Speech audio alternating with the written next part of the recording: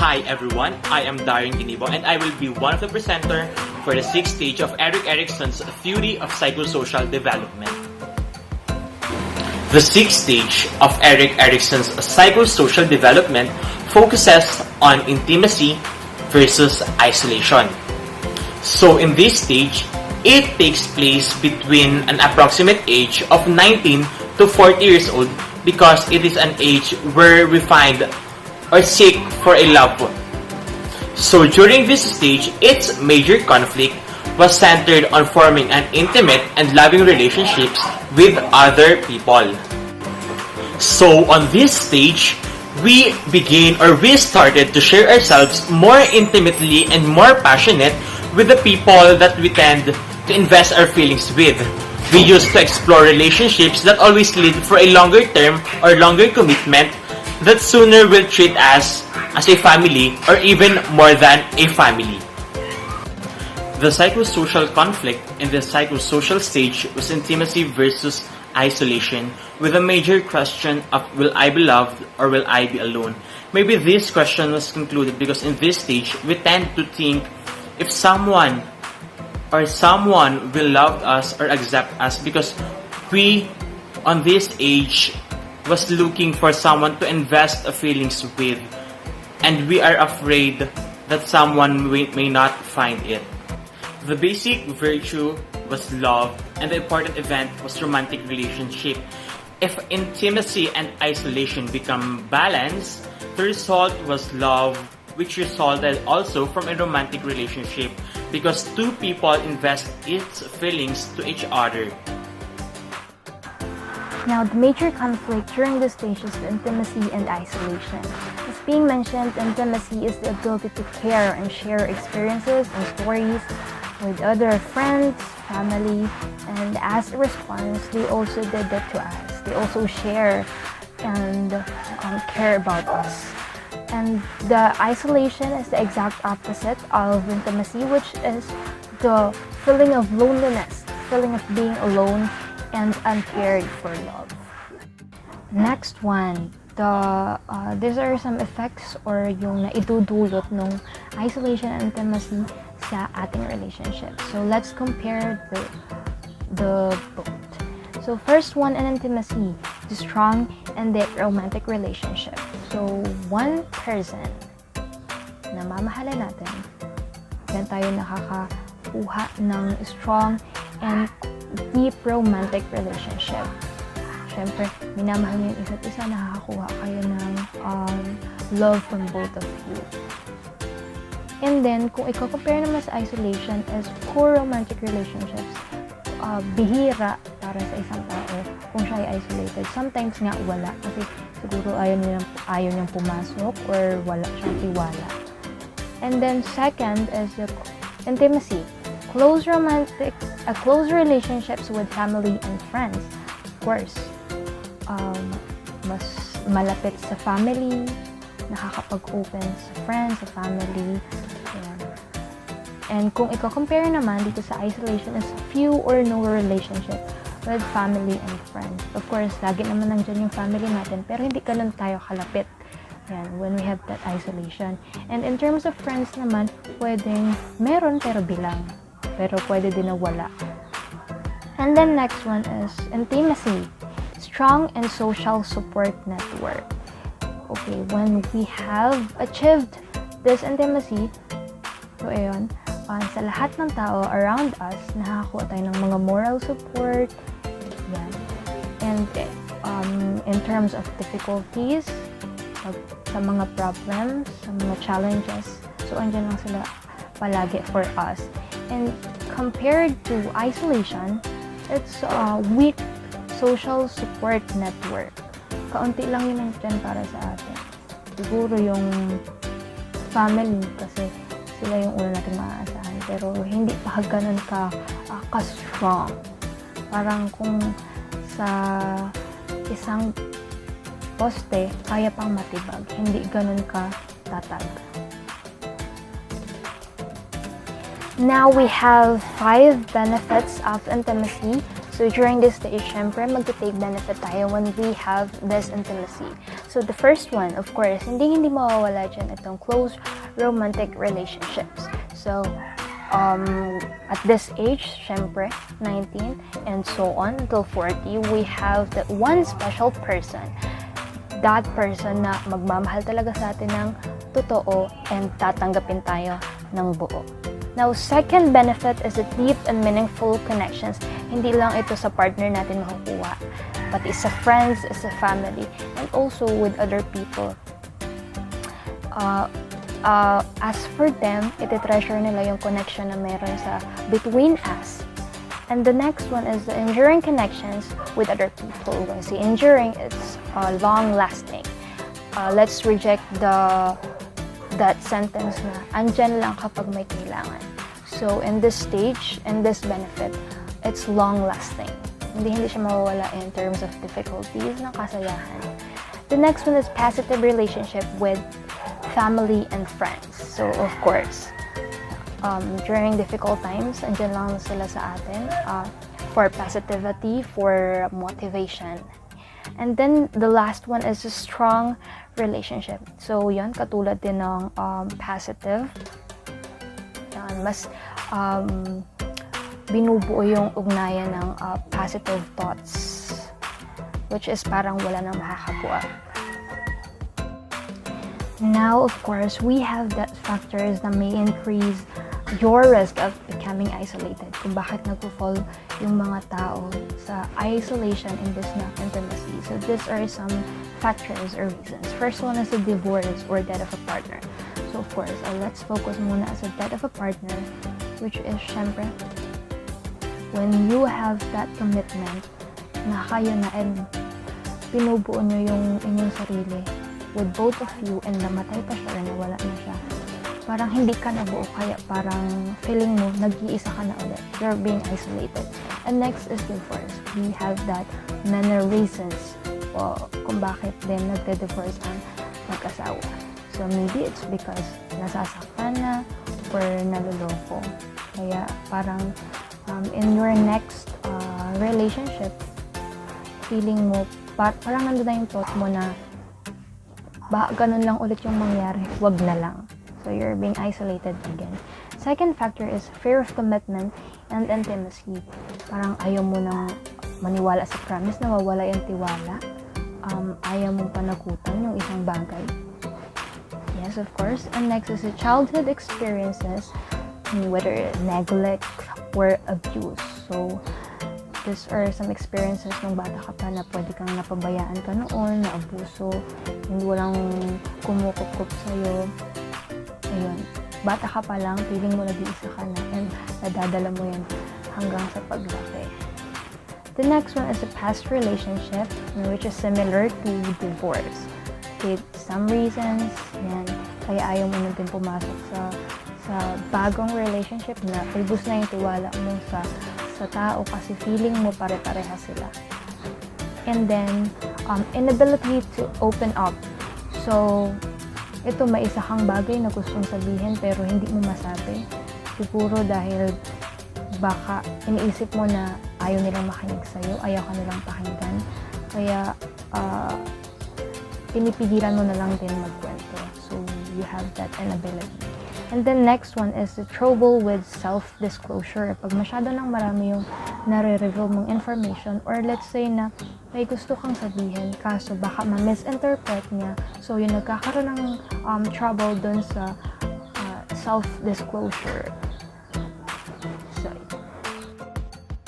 consequences of isolation. If you continue to be alone or to isolate yourself, you may face these consequences. First, few or no friendship. If you continue to isolate yourself, you will have no friends. Kasi nandiyan ka lang sa isang tabi. Hindi mo hinahaya yung sarili mo na magkaroon ng kaibigan, or hindi mo sila hinahayaan na maging kaibigan ka. Second, lack of intimacy. Hindi ka marunong magmahal. Hindi ka nag-care sa iba, sa friends mo, sa family mo. Hindi ka nag-open up ng sarili mo. Third is lack of a relationship. Kasi Kasi nga, hindi ka marunong magmahal, wala kang relationship. Wala kang girlfriend or boyfriend or asawa or jowa. And last, weak of social support. Kasi nga, wala kang friends, konti lang sila, and hindi ka pa masyadong close, wala kang relationship, wala magsusupport sa'yo. And sa family mo, hindi ka rin naman marunong mag-open up. Hindi ka close sa kanila. Kaya, wala or konti lang yung magsusupport sa'yo. How to build intimacy. First, being intimate. You have to learn to love others or your family, your friends, and even people in the society. Second, caring for others. You need to care for them. You just don't need to think of yourself. Think for others also. Third is self-disclosure. You need to love yourself, to care for yourself, and know who you are.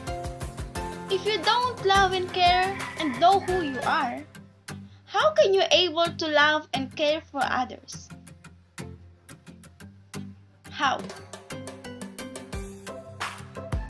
Last is making commitments. Don't be afraid to be in a relationship, but before that, make sure that you are ready and you are capable to be in a relationship. You need to be sure in every relationship that you are fighting for.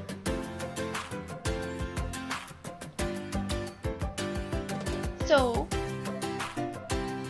that is how to build intimacy. How to overcome isolation. First, avoid negative self-talk. Huwag mong i-down yung sarili mo na pangit ka, na wala akong friends, na wala nagmamahal sa akin. Sana all may nagmamahal, na hindi mo kaya. Kasi ang totoo, kaya mo, may nagmamahal sa'yo, and hindi ka pangit. You are unique as a person. Second, determine what you like.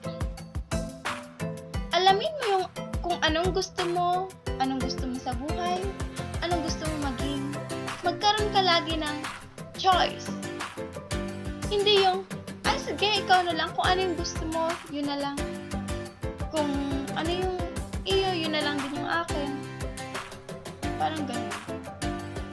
And third, evaluate your situation. Alamin mo kung kung nasa ang sitwasyon ka. For example, nasa masaya kang pamilya. Siyempre, kapag nasa masaya kang pamilya, dapat masaya ka na din, di ba? Wala ka nang iisipin maging malungkot. Kung may malungkot man, sama-sama kayong mag-aayos ng problema. Kapag nasa malungkot kang pamilya, gumawa ka ng paraan para maging masaya ka. Gumawa ka ng paraan para maging masaya yung pamilya mo. Huwag kang mag-stay doon sa negative. Pumunta ka sa negative, makikita mo kung gaano kasaya mo. Fourth, practice self-disclosure. Lagi nating, or hindi naman lagi, yung practice lang natin na mag-share tayo sa ibang tao. Mag-share tayo ng opinions, kung ano yung gusto natin, dreams, ano yung naiisip natin. Ang sarap lang kasi sa feeling na kapag meron kang taong mapagkwentuhan, mapagsabihan ng mga problema mo. And fifth is build skills. Gumawa ka ng mapaglibangan mo or gagawa mo kapag wala kang wala kang ginagawa. Gumawa ka ng mga bagay na gusto mo.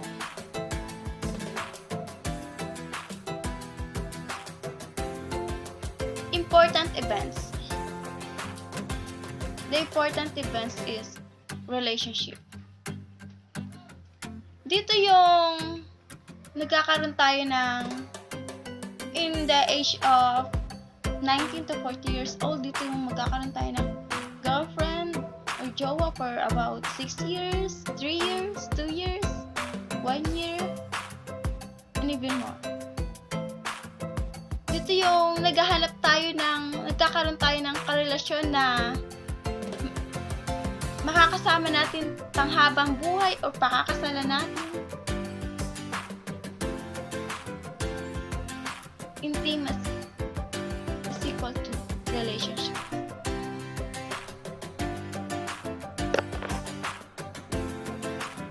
In this stage, the important event is relationship. In relationship, an individual develops a warm and intimate relationship towards others.